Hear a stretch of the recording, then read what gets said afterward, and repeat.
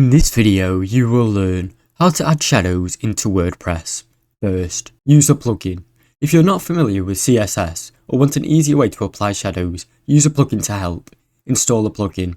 From WordPress dashboard, go to Plugins, then go to Add New. Search for a plugin like Simple CSS or Elementor, then click Install Now, then activate it.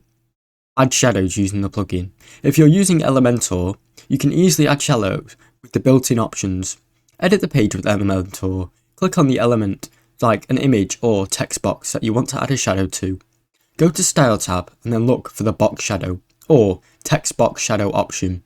Adjust the shadow's horizontal and vertical offset, blur and colour.